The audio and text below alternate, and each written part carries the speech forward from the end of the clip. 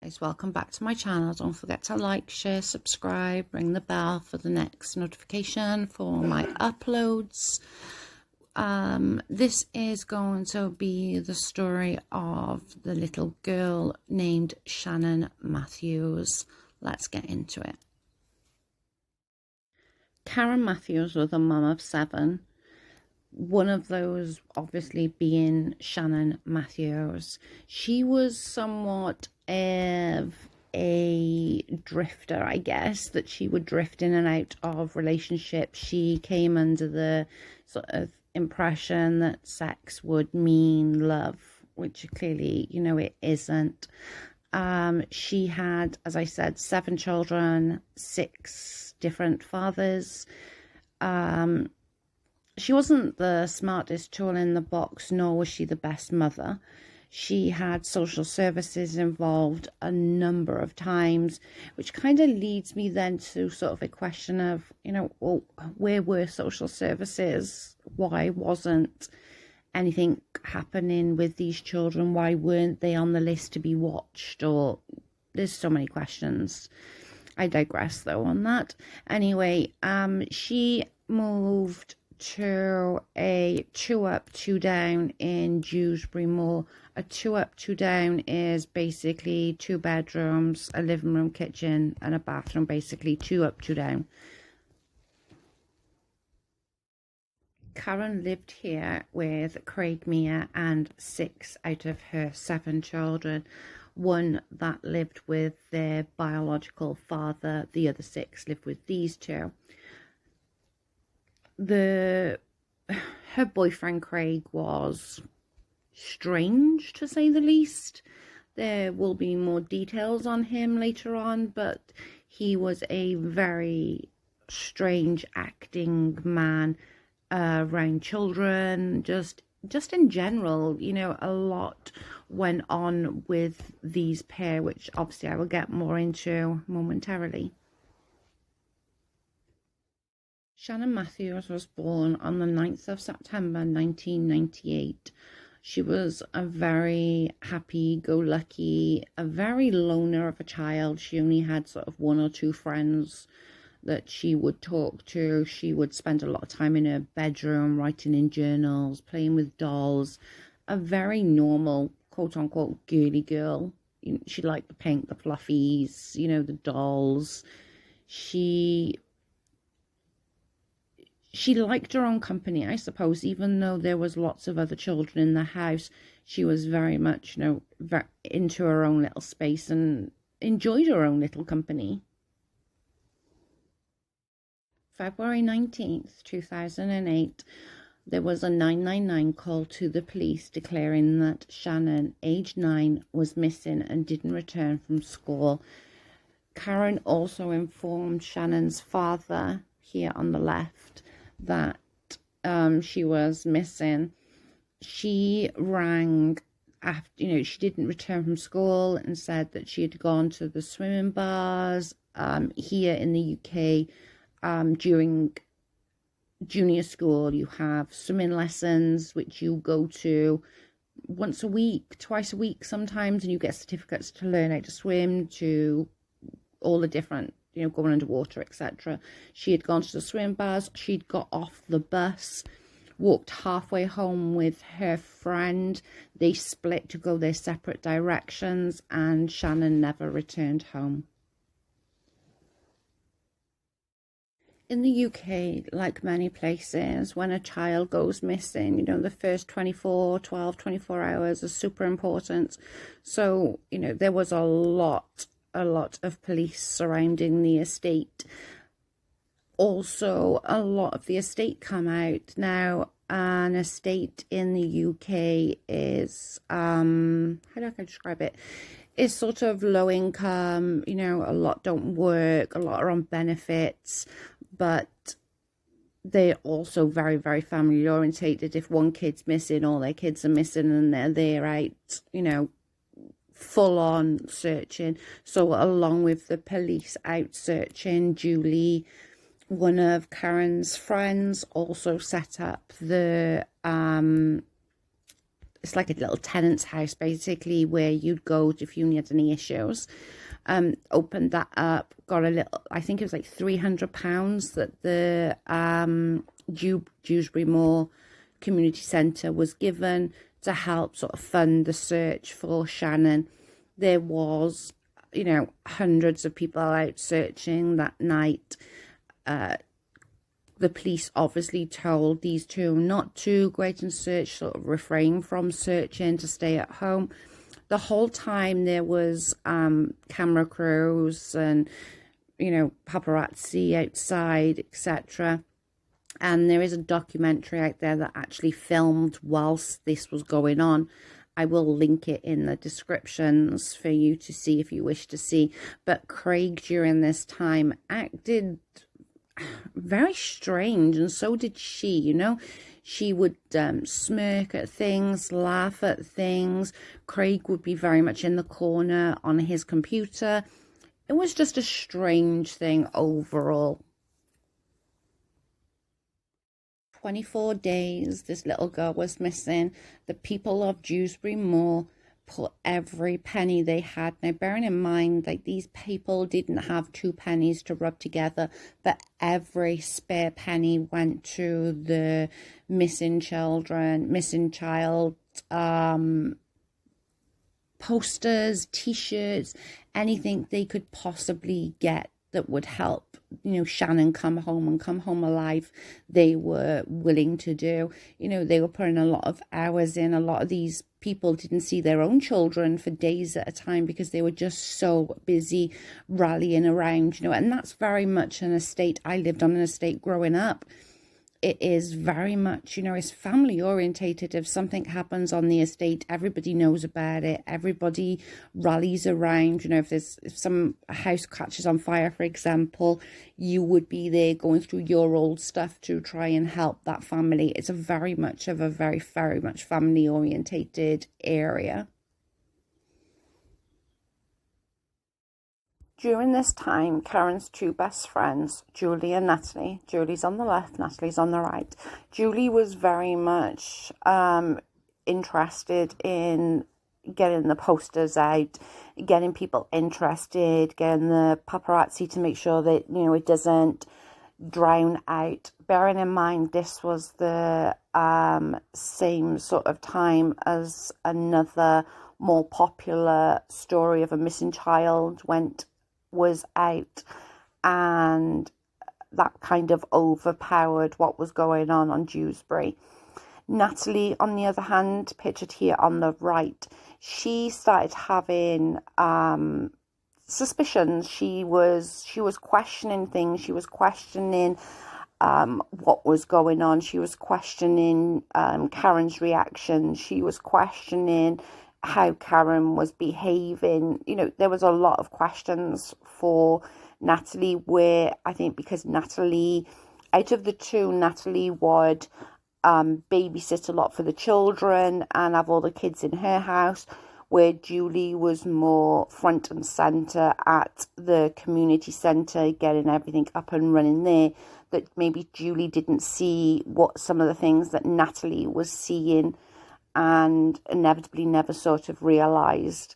They did, however, speak on it at some point. Julie just sort of palmed her off, really, and was just like, Karen's not smart enough to do this, which I agree with. She's not, which is, I will get into in a minute.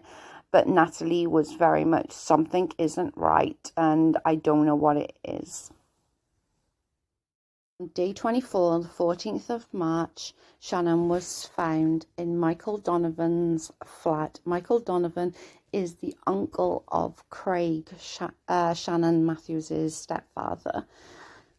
The whole thing surrounding this was somewhat strange because nobody had mentioned anything to the family liaison officer, any sort of police, that Donovan even existed, which is really bizarre all by itself.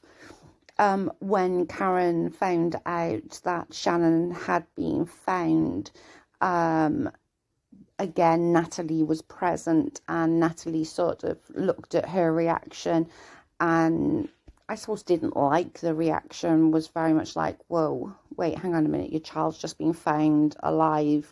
There should be some kind of reaction here, not a face like a smacked ass kind of thing. Karen was then asked to go to the police station to identify Shannon, say, yeah, that's my daughter, etc. She went to the police station and said, yeah, that's Shannon, and didn't ask any questions, which the police officers and the family liaison officer found so bizarre. She didn't ask, well, where was she? What happened? Is she okay? Any of these questions. She just did not ask a single question, which obviously then the police had their backs up as like to say, well, okay, something's not right here. Donovan was, of course, arrested at the scene. Once taken into the police station, when you're taken to a police station, you have to go to the main desk, and then the sergeant at the main desk authorizes your detention to stay there. He'll ask you a bunch of questions, medical, mental, you feeling stable, that kind of stuff, and then say, yeah, you're being detained for X amount of hours. Normally it's 24, you have to go on, etc.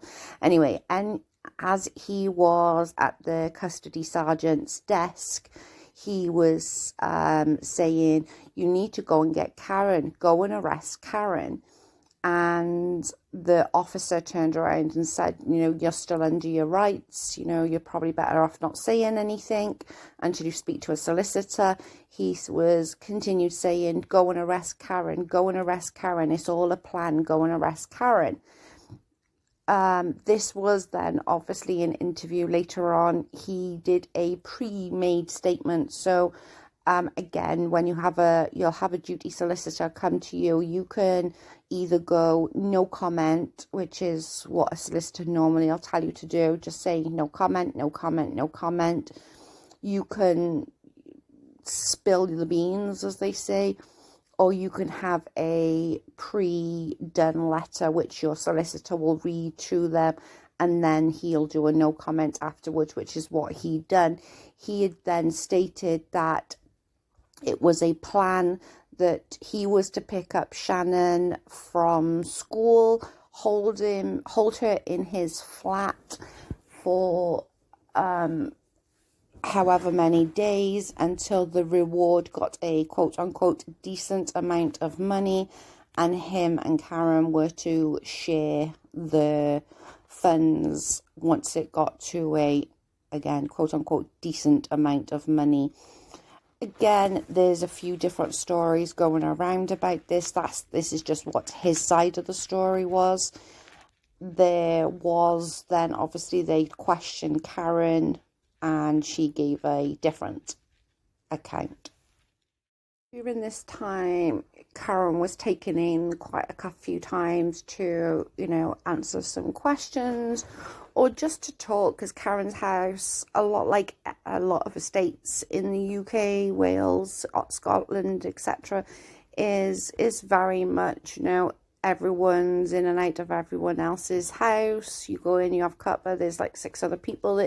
It's just so sometimes the police would just take them in just to question them so that they could have a bit of quiet time with them. They were both taken in on a number of occasions, obviously Craig asking why wasn't his uncle ever mentioned. Karen still denying even knowledge that the uncle even existed.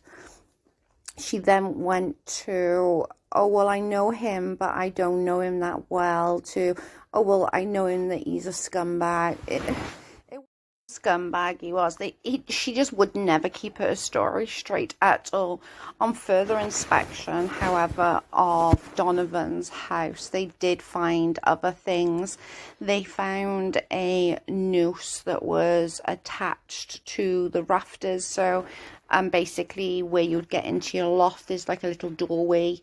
They had that open, and Donovan would put a noose that had some kind of extension able, so Shannon could use the bathroom or sit down and draw, but also could not get out of the building or get out of the door, which is mind-boggling to say the least. With the police having absolutely no luck sort of getting any evidence as such that Karen was involved with this, they then spoke to Natalie. Again, Natalie's on the right, Julie's on the left. Natalie then spoke to Julie, and they sort of came up with a plan that they were going to go and confront Karen and try and get some kind of truth out of her. To be fair, Karen is not really one for truths, but they thought it would be something that they could do. They eventually worked it out that the liaison officer and the local Bobby to that area would meet up one Sunday and get Karen to come back to the estate. She was living with her brother at this time, as Craig had been arrested for child P, and they had fear that if she went back to the estate, she'd be kind of lynch mobbed as such. Whether this was true or not, I don't think it would have been. It would have been more him that would have got it if he had gone back to the estate, not so much her. But anyway, that's another story. They decided to go in the car. There was these two were in the back. The liaison officer was driving, and Karen was in the passenger seat. They basically questioned her and said, we need the truth. We're your friends. We stuck by you. We want the truth. She then, let out an almighty scream and cry and told them that she wanted to leave Craig. The only way to do it was to get Donovan's help. He had said he'd help her, but Craig never went to work that day. Again, whether that's a lie or whether it's truth, who knows? But they got some kind of answer that yes, she was involved, and yes, she knew the whole time where Shannon Matthews was being held for those 24 days. Julie, she was so upset. She'd done so much work, and Natalie, she just felt so sick and betrayed. And I'm sure Julie did feel that as well at some point. The trial began on the 11th of November. The charges were Donovan was charged with abduction and false imprisonment. Matthews was charged with child neglect and preventing the course of justice. Both found guilty on the 4th of December and both sentenced to 8 years in jail. As I said, Karen was sentenced to 8 years. However, she did not serve the whole of the 8 years. She was out in less than half the time. So less than 4 years she was out of prison. In jail, she lost custody of every single one of her children. They were all given new identities and adopted out into new families, thank God. It's an horrific thing for children. Some of these kids, thankfully, are very small, so they're probably not going to remember. But, some of these children are going to remember who their mum is and have to live with this. And that, for me, is a huge thing, knowing and being able to Google. And, Shannon Matthews, although her identity has been changed and no papers are allowed to do pictures of her, she's still going to know who she is. She's still going to know that story surrounds her. And there are going to be people that probably recognise her, people who were close to her. But I'm just thankful that the children were all, adopted out and are in some amazing families now. After her release from jail, she was also given a new identity, which kind of pisses me off because it costs our government, our taxpayers, a lot of money to give somebody a new identity. You know, it's not as if like she's the kids who deserve a new identity, but she's a scumbag who don't deserve a new identity. But that's just my feelings and my opinions on it. She came out and she became involved with this man. I'm not going to go into too much details of he's a convicted predator. You can figure out what he was in jail for. He also just come out after serving 18 months from recollection, and they're now engaged to be married. Two scumbags together. How awesome is that? They deserve each other. I hope that they live nowhere anywhere that's with children, but knowing our government, I'm going to guess that they live on another estate somewhere, which is just so sad. So sad. At the end of this, I'm just glad the little girl is safe. I'm glad that all the other children are now got new identities and are safe. This is the there and them and now, you know. Karen has changed her hair colour. Craig has just changed his look, put a bit of weight on. Donovan looks pretty much the same. And Julie, who was, I suppose, Karen's best friend, she did go and visit her whilst in jail, trying to get the answers. The answers, they're just not there. I just don't think we're ever going to get answers in some cases, and this is the one. Do I believe Donovan and Karen could have made this up by themselves? Absolutely not. In my opinion, Craig's family had something to do with this. They are that smart. Again, do I know that for facts? No, I don't. But again, I just hope that the children are happy, and I hope these three rot, to be perfectly honest. You know, to do that to a child, to do that to your own child is just insane to me. You allowed your child to go through 24 days of hell.